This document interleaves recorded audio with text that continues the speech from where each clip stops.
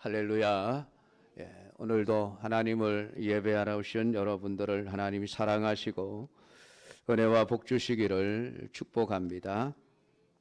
여러분, 세상에서 가장 불행한 사람이 어떤 사람일까요?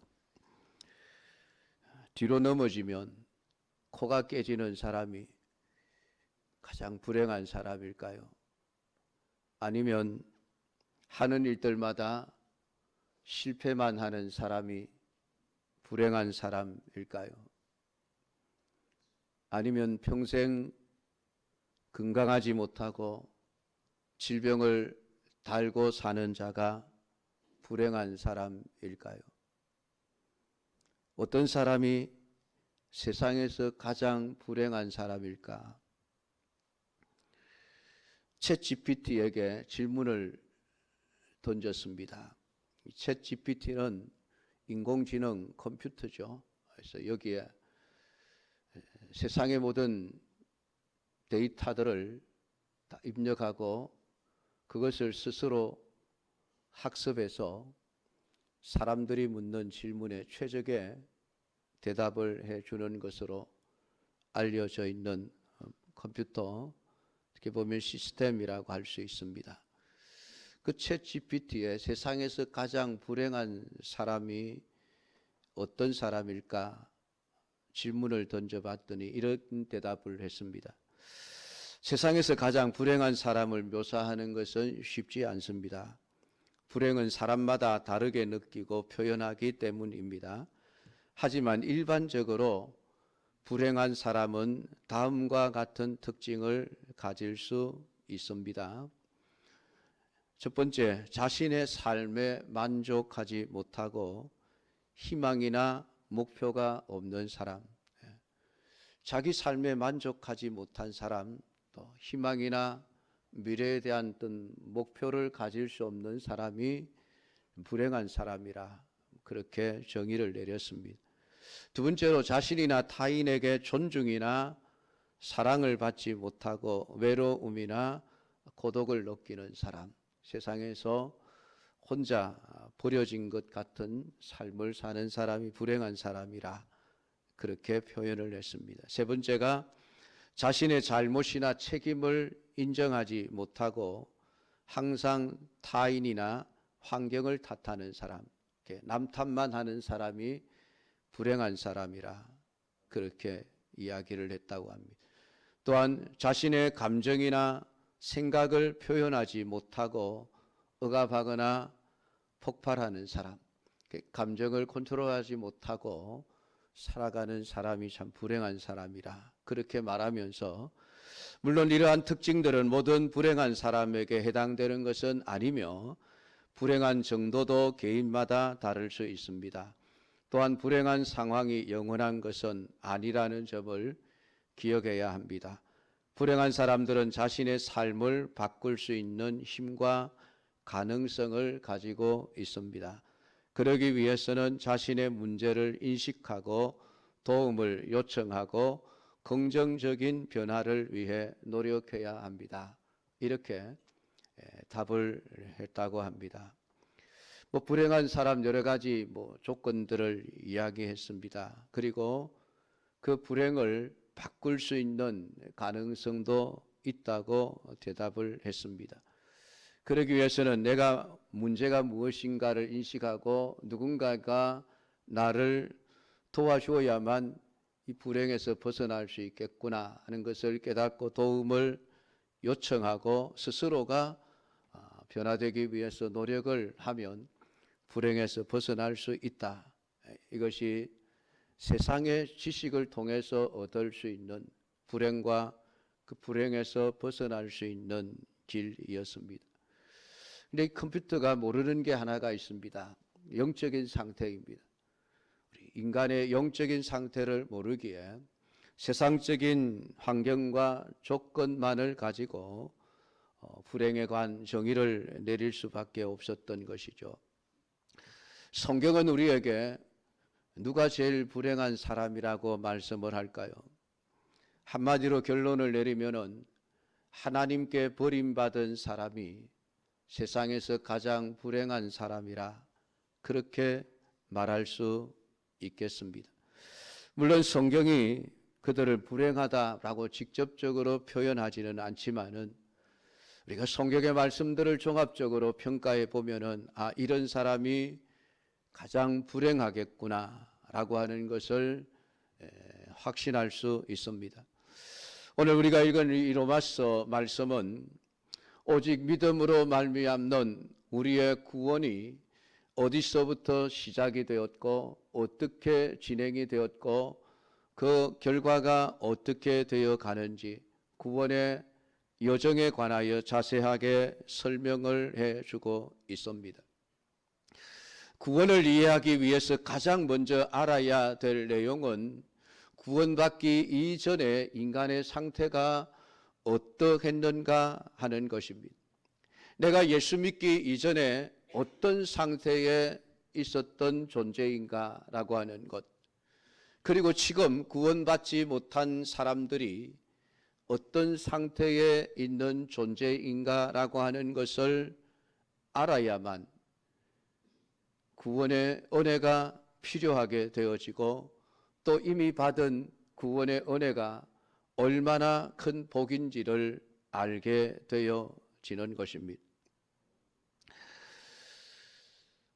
오늘 우리 인간의 구원은 하나님의 진노와 심판에서부터 시작이 되어집니다. 하나님의 진노와 심판은 죄에 대한 심판이고 분노입니다. 만약에 하나님이 죄에 대해서 심판하시고 분노하시고 진노하시지 않는다고 한다면은 굳이 구원은 필요가 없어집니다. 아담과 하와가 에덴 동산에서 하나님이 지으신 모든 피조물들을 풍족하게 누리면서 죄를 짓지 않고 행복하게 살아갔을 때에는 구원이라고 하는 게 사실 필요가 없었습니다. 하나님이 주신 복을 누리며 살아갔으면 되었던 것이죠. 그러나 구원이 필요하게 된 것은 아담과 하와가 하나님이 말씀하신 선악을 알게 하는 나무의 실과를 따먹지 말아라. 따먹는 날에는 네가 반드시 죽으리라 하시는 하나님의 말씀을 불순종하고 사단의 꾀임을 받아서 선악을 알게 하는 나무의 실과를 따먹고 하나님께 죄를 짓고 죄인이 되고 난 이후부터 우리에게는 구원이 필요하게 되어졌습니다. 물론 하나님이 범죄한 아담과 하와에게 그래 어쩌다 보니까 네가 실수를 했겠구나. 한 번 실수는 병가지 상사지. 다음부터 안 그러면 되겠지. 그러면서 아담과 하와의 죄를 덮고 넘어갔으면은 구원이 필요가 없었죠. 그냥 없던 것으로 하자 넘어갔으면은 굳이 예수님이 세상에 오셔서 우리를 구원하시기 위해 십자가에 피 흘려 죽으셔야 할 이유가 전혀 없었습니다. 그러나 하나님은 죄를 용납할 수 없는 분이시기에 아담과 하와 하나님이 자신의 형상과 모양을 따라 창조하신 보시기에 심히 좋았던 존재였지만은 그들이 범죄했을 때 그들의 죄를 용납하실 수가 없었고 용서하실 수가 없었고 그냥 덮고 지나갈 수가 없었습니다. 왜냐하면 하나님은 공의의 하나님이시기 때문입니다. 그래서 하나님은 그들의 죄를 심판하셨습니다. 약속하신 말씀대로 그들은 죽은 자가 되어졌습니다. 하나님과의 관계가 끊어져 버렸고 더 이상 하나님과 함께 살 수 없는 자가 되었기에 하나님은 에덴 동산에서 그들을 내쫓아 버리시고 뱀과 여자와 남자 모두에게 죄에 합당한 형벌을 내리셨습니다. 그 죄로 인하여 인간은 모든 사람들이 아담의 후손으로 태어나는 순간 죄인이 되었고, 죄의 삭선 사망이라고 하는 하나님의 말씀을 따라서 모든 인생은 죽은 자로 태어납니다. 물론 육신의 생명을 가지고 있지만은 우리는 영으로 죽은 자로서 세상에 태어나게 되어지는 것입니다. 그것은 하나님의 진노와 하나님의 심판 때문입니다.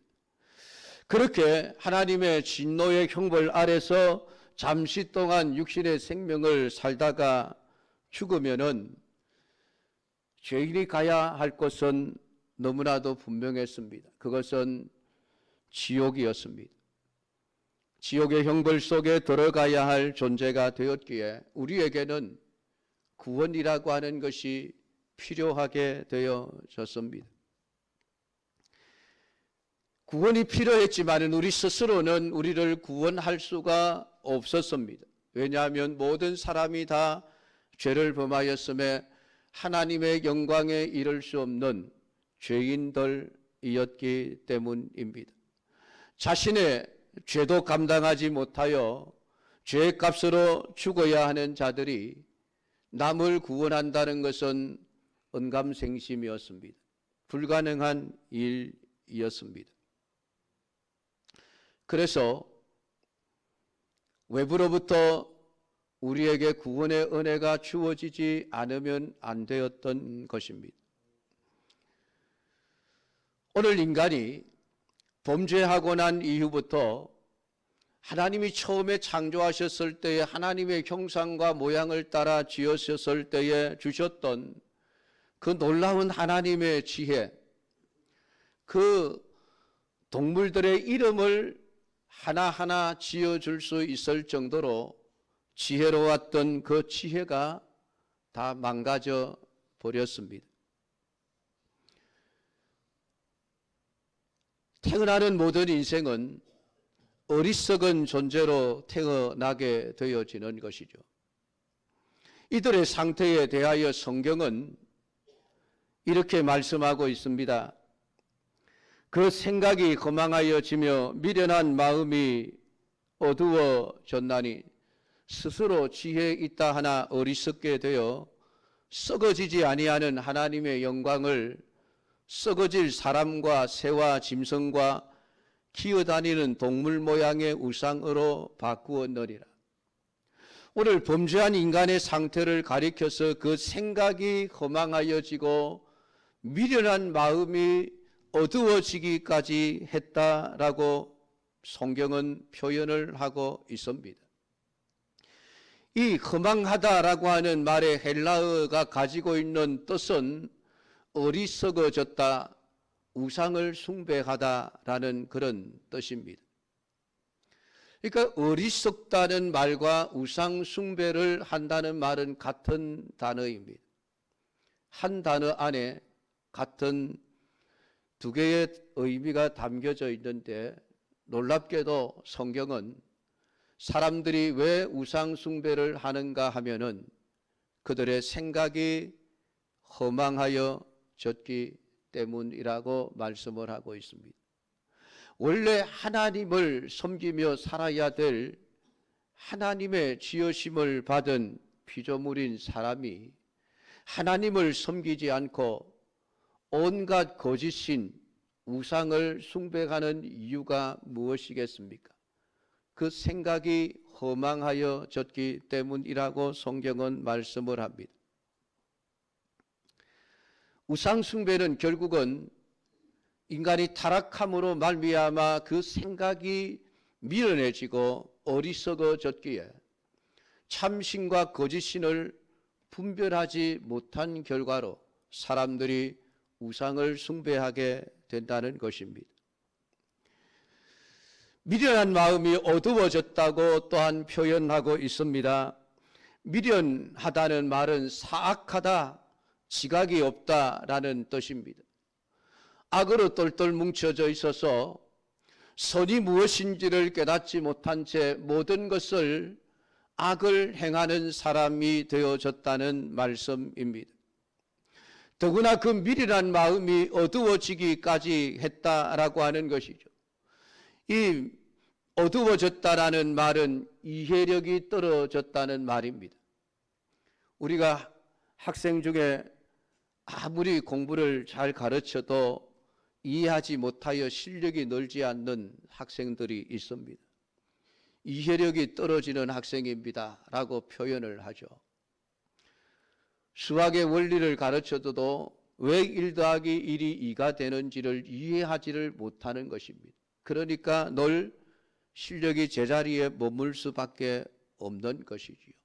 그 사물을 제대로 분간하지 못하고 원리를 깨닫지 못하고 무엇이 옳고 그른지를 분별하지 못하는 이해력이 떨어져 버린 상태가 되어졌다. 이것이 죄로 인하여 부패하고 타락한 인간의 영적인 상태라는 것입니다.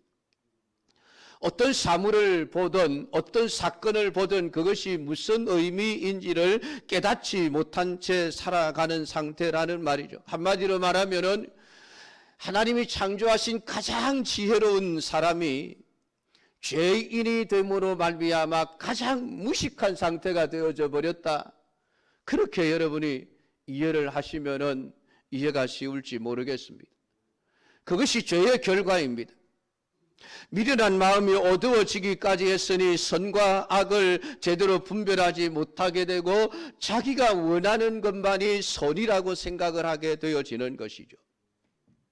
하나님이 판단하실 때의 선과 악이 하나님이 선하다 하시면 선하고 하나님이 악하다 하시면은 악한 것으로 받아들이고 인정할 줄 아는 그런 삶을 살아야 될 사람이 선악을 알게 하는 나무의 실과를 따먹고 난 이후에 자신이 선과 악을 결정하는 주체가 되어져 버린 것입니다. 하나님의 기준이 아니라 내가 기준이 되어져 버렸습니다.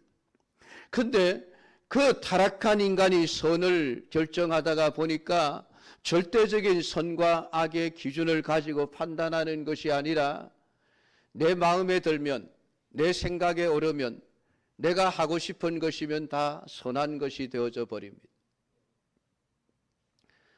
절대적인 선과 악이 아니라 상대적인 선과 악을 행하는 자가 되어져 버렸습니다.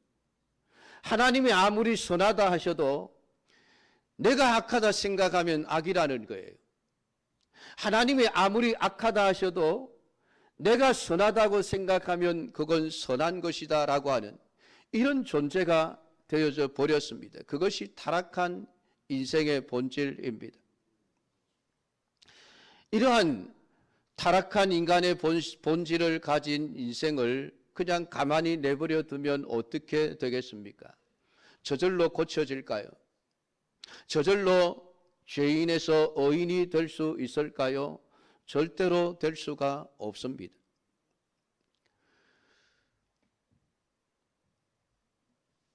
여러분, 잘 익은 사과 하나가 있는데 그게 아주 조그만 새카만 점 하나가 찍혀 있는 것을 보았습니다.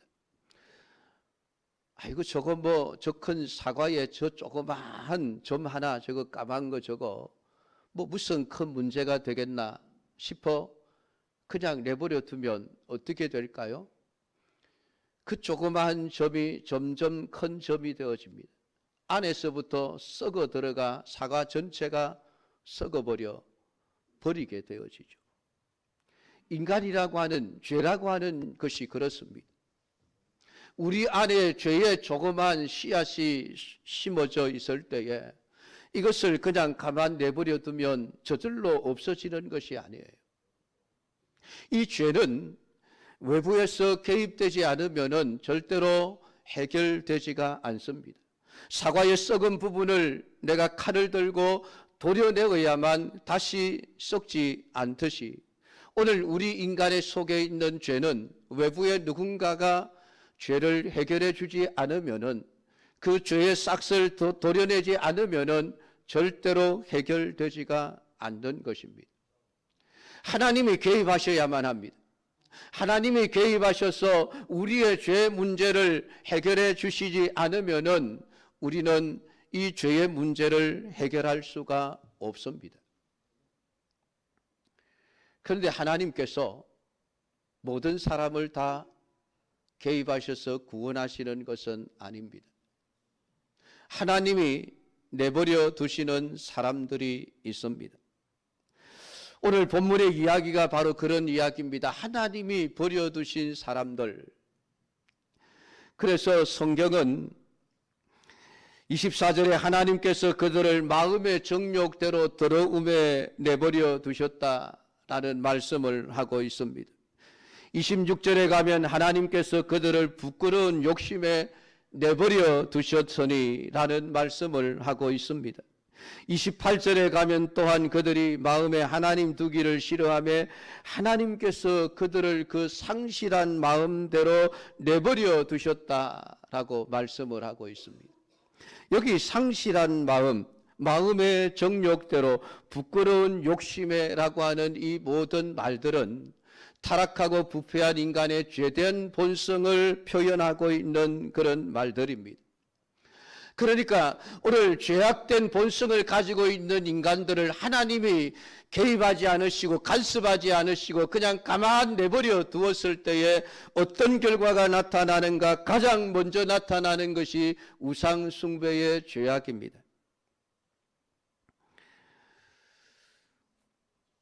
19절부터 21절까지 하나님을 알만한 것이 그들 속에 보임이라. 하나님께서 이를 그들에게 보이셨느니라. 창세로부터 그의 보이지 아니하는 것들 곧 그의 영원하신 능력과 신성이 그가 만드신 만물에 분명히 보여 알려졌나니 그러므로 그들이 핑계하지 못할지니라.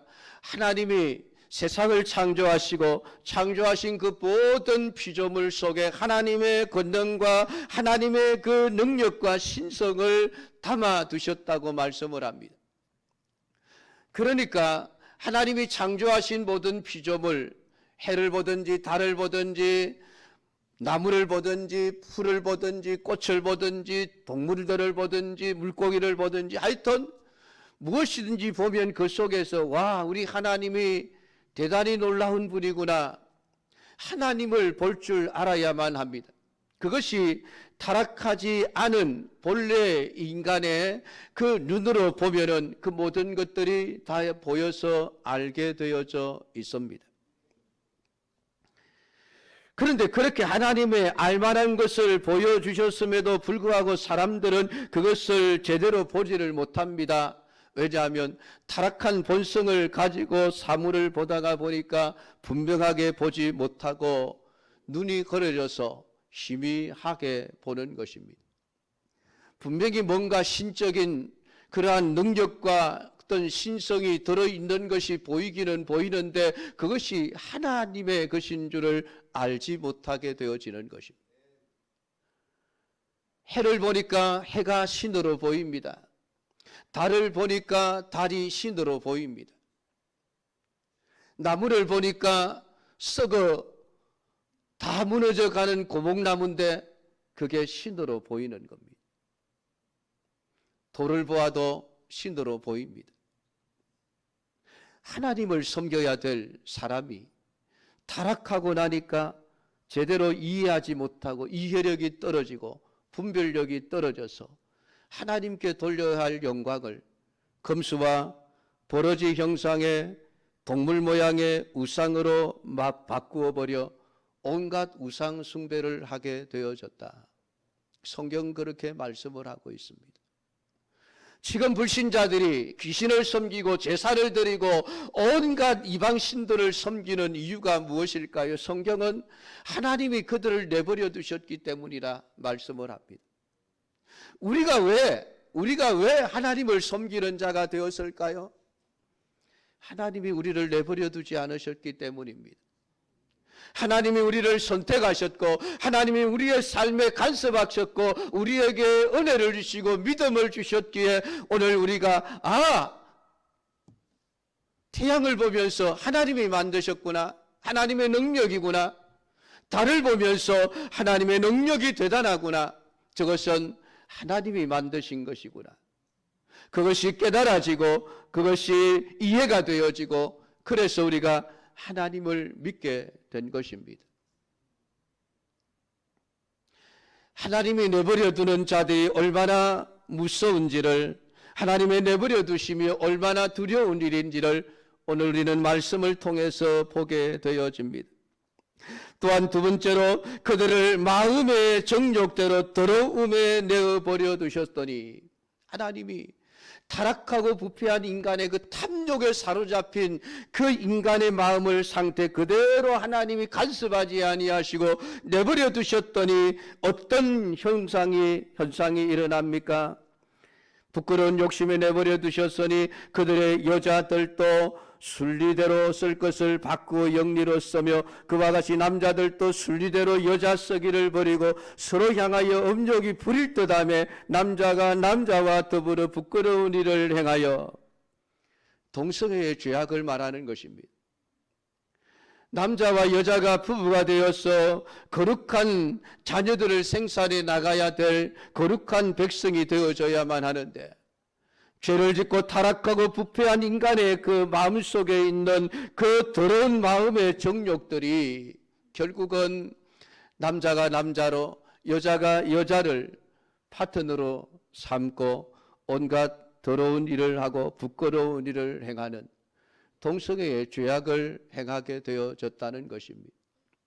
이 동성애의 죄악은 여러분 아주 오래된 것입니다. 근대에 들어와서 발생한 죄가 아니죠.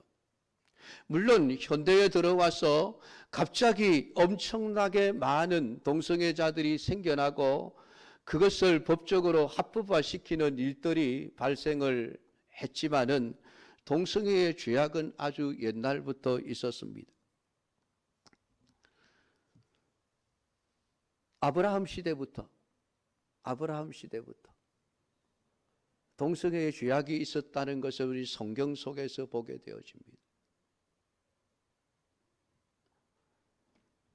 그러니까 그 죄가 얼마나 오래되었는지를 우리는 알 수 있는데, 오늘 성경은 하나님이 죄악으로 타락해버린 인간의 더러운 그 욕심에 사로잡힌 것을 하나님이 간섭하지 아니하시고 내버려 두시니 결국은 그런 더러운 죄악에 빠져버리더라. 여러분 보십시오. 오늘날 우리 한국에도 해마다 동성애 축제가 열리지 않습니까? 동성애를 합법적으로 허용하라고 법을 고칠 것을 끊임없이 요구하고 있습니다. 기독교에서 나서서 막아보지만은 역부족이죠. 점점 동성애를 지지하는 사람들이 더 많아지고 지지하는 세력들은 많아지며 반대하는 세력들은 점점 적어지고 있는 추세입니다. 아마 오래지 않아서 우리 한국에서도 동성애를 합법화시키고 교회 안에서 동성애를 죄악이라고 설교하지 못하게 하는 때가 올 것이라고 생각을 합니다. 그때가 되면 아마 목사는 감옥에 갈 각오하고 동성애가 죄라고 설교를 해야 될 거예요.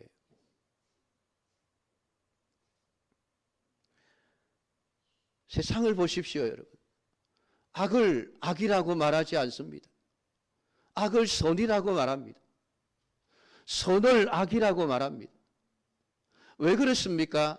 하나님이 부패하고 타락한 인간의 죄악의 본성을 개입하지 않으시고 그냥 내버려 두니까 사람들은 점점 더 악에 악을 더하게 되어지는 것이죠.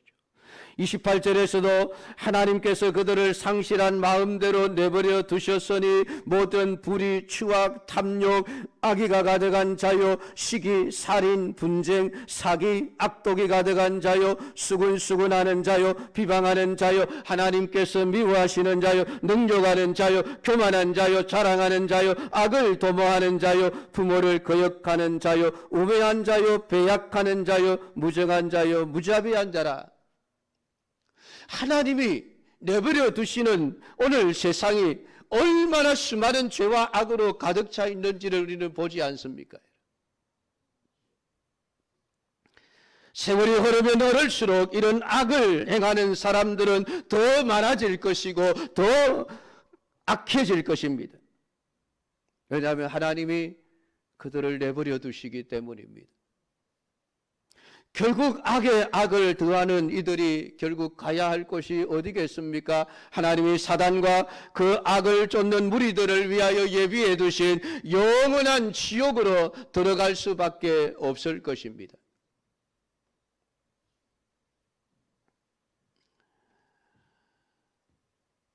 그러니까 세상에서 가장 불행한 사람이 누군가? 하나님이 내버려 두시는 사람입니다. 죄를 지어도 하나님이 간섭하지 않습니다. 악을 행해도 하나님이 간섭하지 않습니다. 악을 행해도 그냥 내버려 두십니다. 사람들은 이렇게 생각하죠. 악을 행하는데 내가 벌을 받지 않잖아. 내가 뭘 잘못하고 있어. 내가 잘못했으면 벌을 받아야 되지.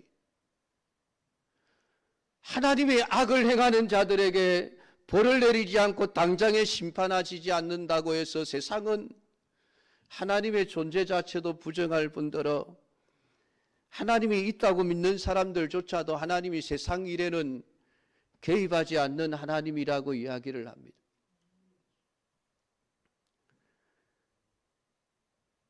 그러니까 악을 행하면서도 자신이 악을 행하고 잘못하고 있다는 것을 깨닫지 못한 채 점점 더 악에 악을 더하는 길로 가게 되어지죠.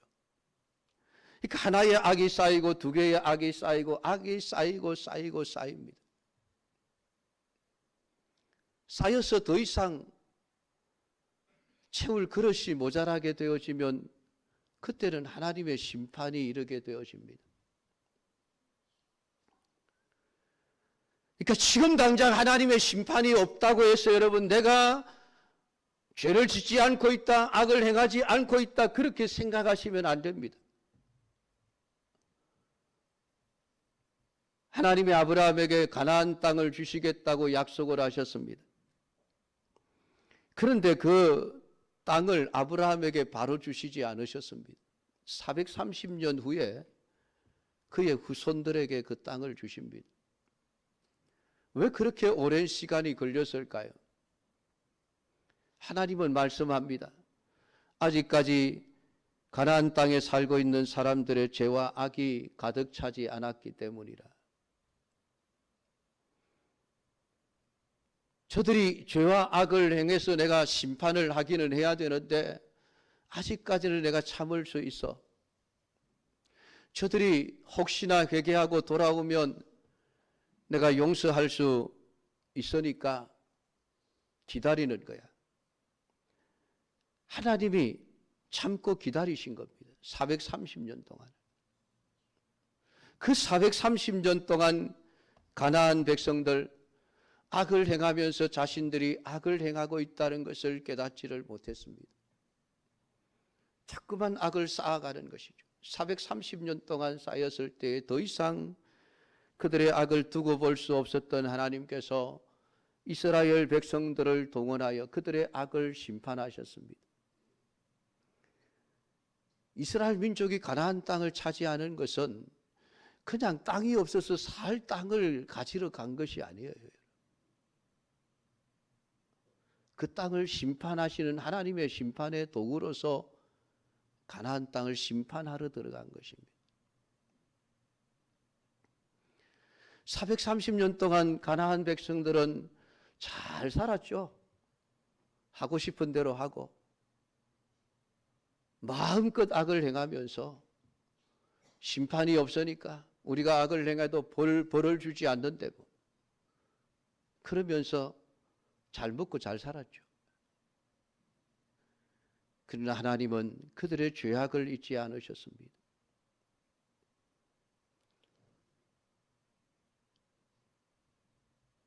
교회 밖에 불신자들만이 아닙니다, 여러분.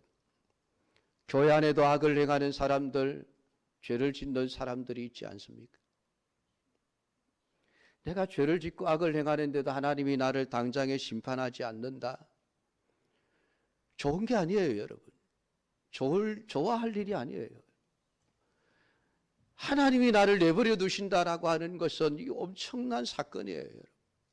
물론 하나님이 조금 더 참다가 하나님이 나를 내 인생에 개입하셔서 나를 때리시고 사람 막대기와 인생 채찍으로 나를 징계하셔서 제가 죄를 깨닫고 회개하고 돌아오게 하시면은 그나마 다행이지요. 근데 영원히 내버려 두신다면은 그는 악을 행하면서도 악이 악인 줄 깨닫지 못합니다.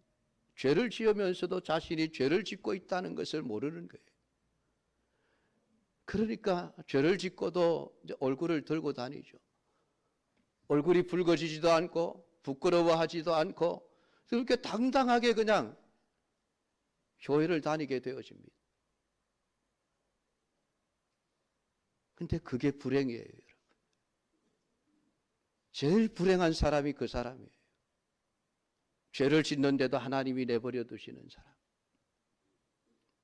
그게 절대 여러분 복이 아닙니다. 오늘 하나님이 내버려 두시는 자들이 어떻게 악한 자들이 되어져 가고 결국은 하나님의 진노의 대상이 될 수밖에 없는가.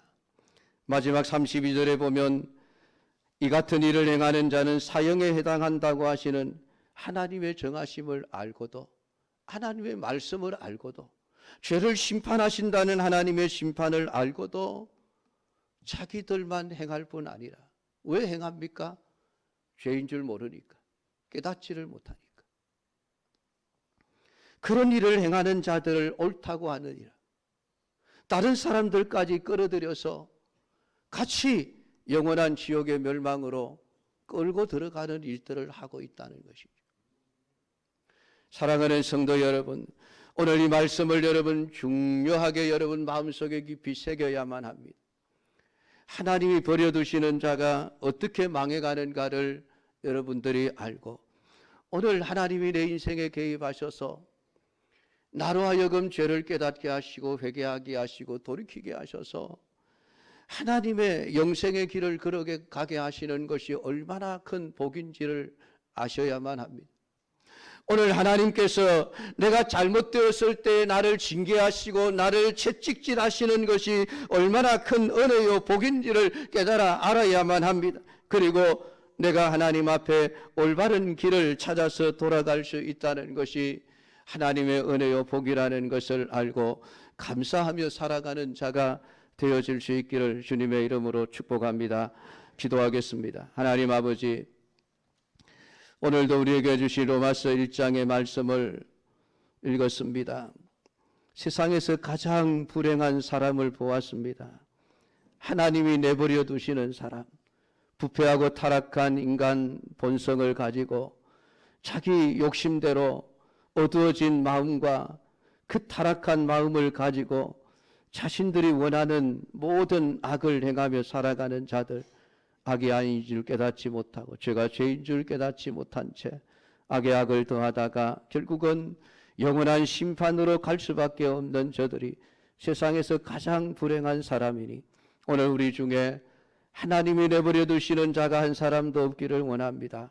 하나님, 우리가 악한 길로 가지 않고 죄를 짓지 않아야 되겠지만은 우리가 약하여 때로는 죄를 지을 때도 있고 악을 행할 때도 있습니다. 그때마다 하나님 우리를 내버려 두지 마옵시고 간섭하셔서 우리를 때리시더라도 우리로 하여금 죄를 깨닫고 회개하고 돌아와 올바른 신앙의 길을, 생명의 길을, 영생의 길을 걸어갈 수 있는 자가 되게 하옵소서. 예수님의 이름으로 기도드리옵나이다. 아멘.